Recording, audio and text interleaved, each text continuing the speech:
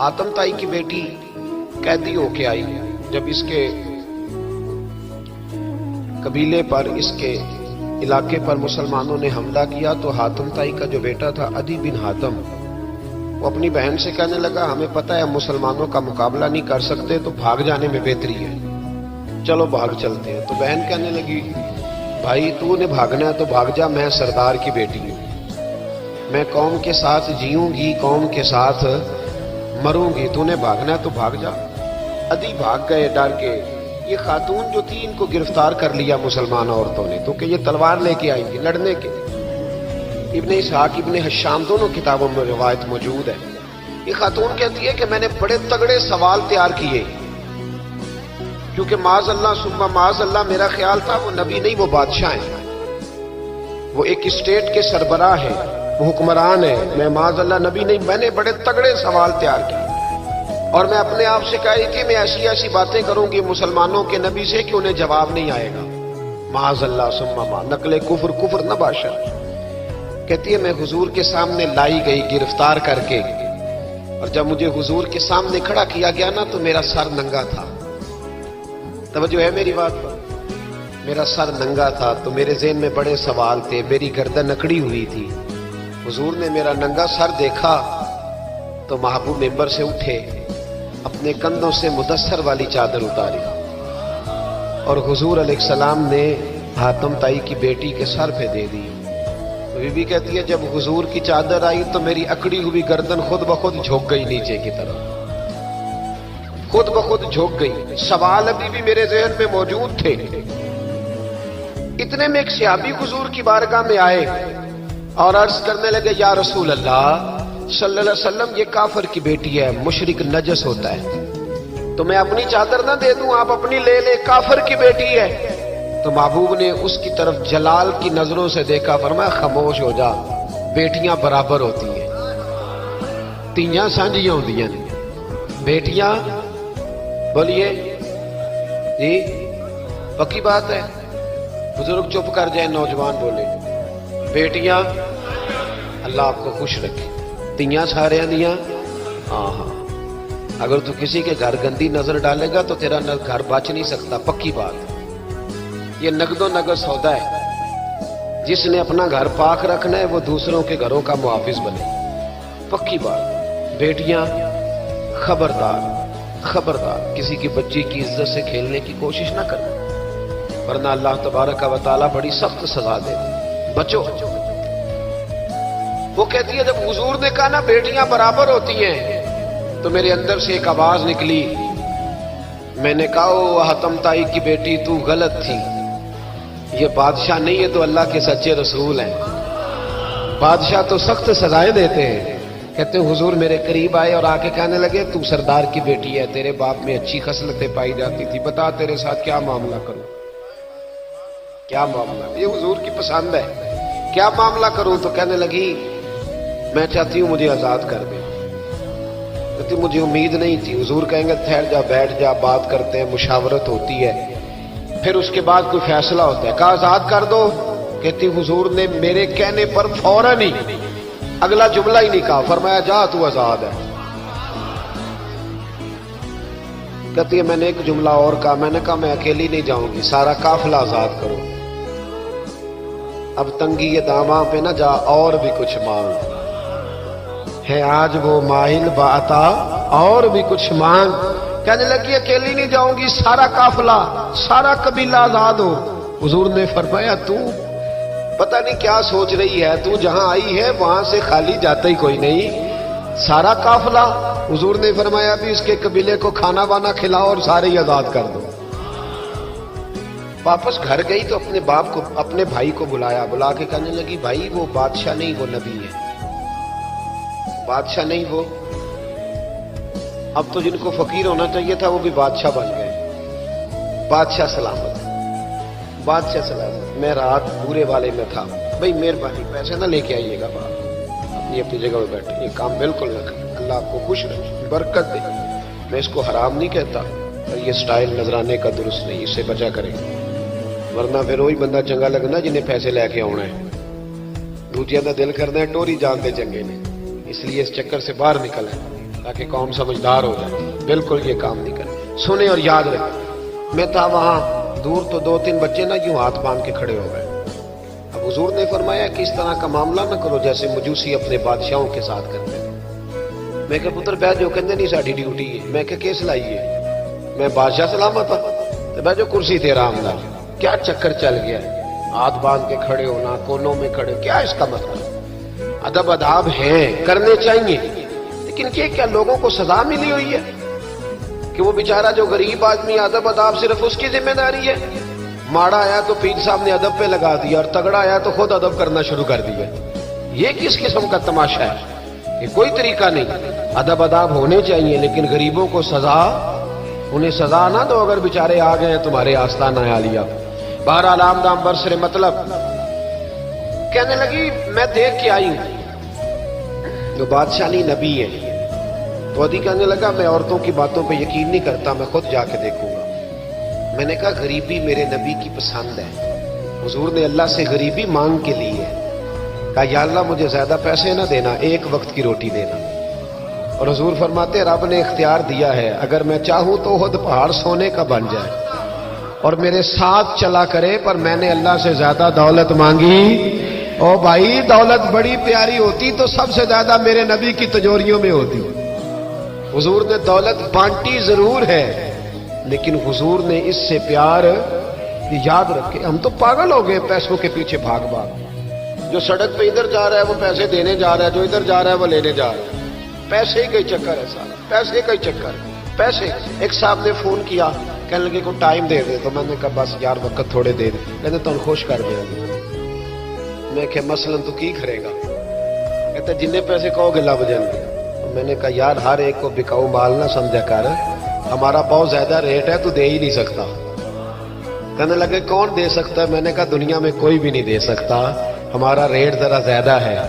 ہم نے اگر ریٹ مانگنا ہوا تو قیامت کے دن غوث اعظم جیلانی سے جا کے مانگیں گے یا ان سے مانگیں گے جن کے نام کی دہائی دیتے رہے ہیں. تعریف مصطفیٰ کی کرے اور نتیجہ ہم دنیا داروں سے مانگیں انہی سے لیں گے نتیجہ جن کے قصیدے ساری زندگی گائے. ہاں تو اس لیے چکر سے باہر آمدام برسر مطلب. ادھی کہتے ہیں کہ میں خود جاؤں گا پھر جا کے دیکھوں گا. ادھی مدینے آئے دیکھنے اور جب بندہ کسی کو دیکھنے آتا ہے تو تنقیدی نظر سے آتا ہے.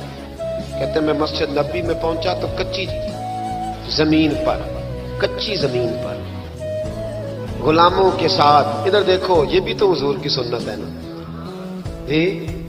حضرت ابو ہریرہ صحیح سند کی حدیث بخاری میں فرماتے ہیں حضور کے ساتھ ایک سفر میں تھا. نبی پاک علیہ السلام نے فرمایا کھانا نہ پکا لے.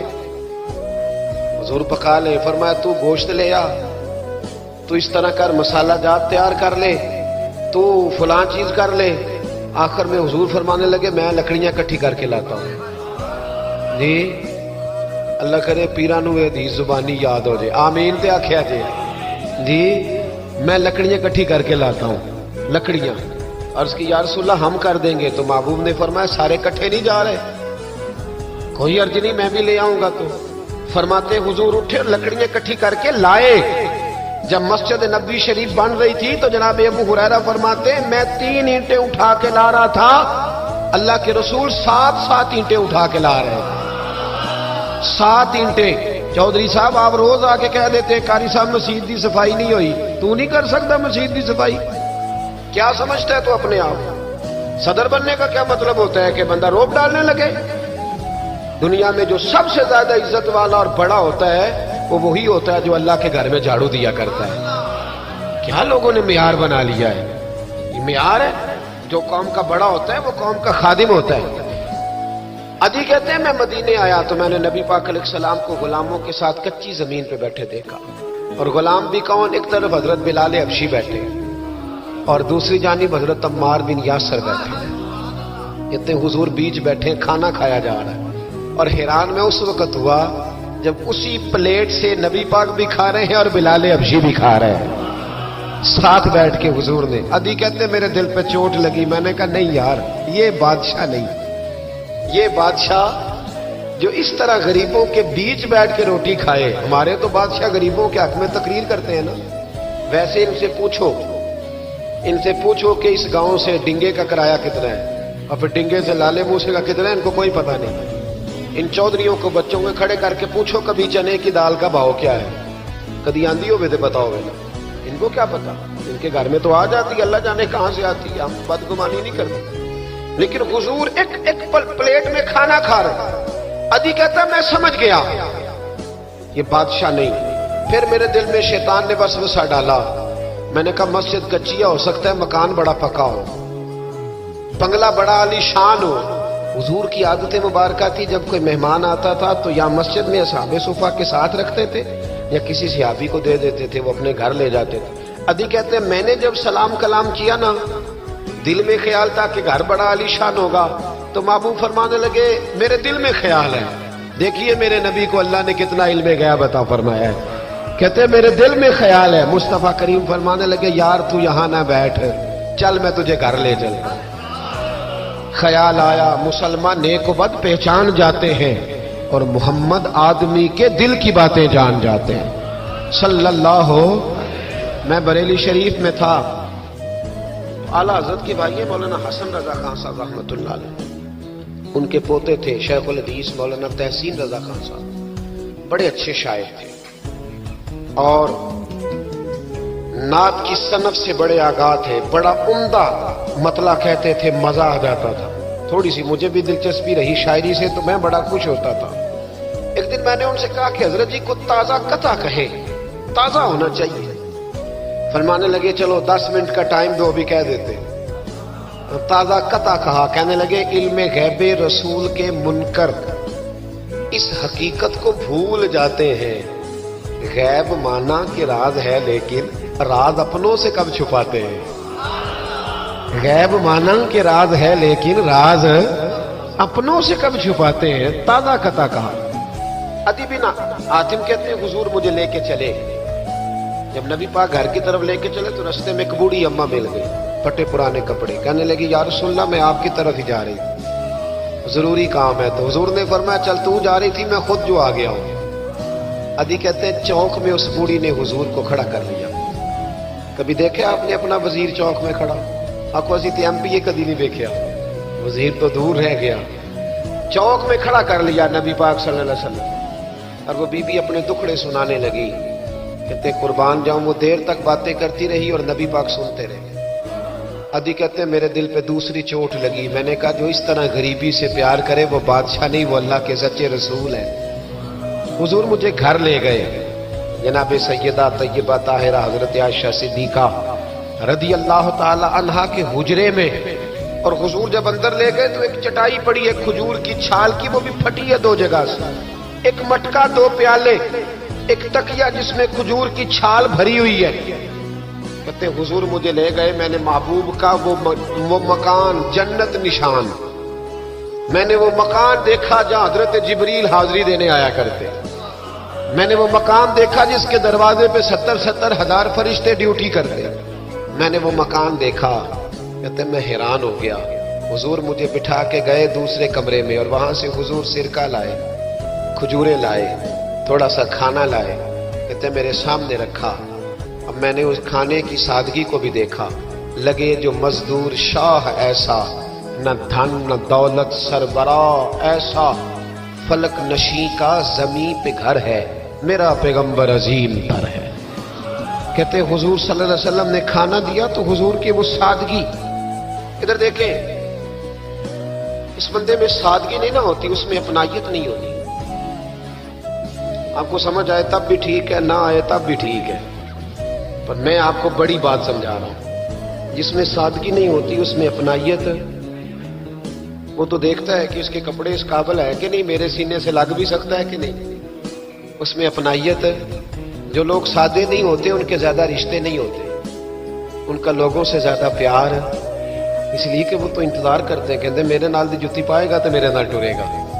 جو سادے ہوتے نا، سادے جو لوگ غریب پرور ہوتے، ان کے رشتے بڑے پیار، بڑا محبتیں، بڑی زمانہ ان سے بڑا وابستہ ہو جاتا ہے، اس لیے کہ وہ لوگوں کے قریب آ جاتا ہے، وہ نیچے اتر کر لوگوں سے ملتے گلتے، وہ یہ نہیں دیکھتے میرا قد کتنا بڑا ہے، وہ یہ دیکھتے ہیں یار سامنے والے کا پیار مجھ سے کتنا ہے۔ وہ نیچے اتر کر لوگوں سے کہتے ہیں نبی پاک علیہ الصلوۃ والسلام نے بڑا سادہ سا مجھے کھانا دیا.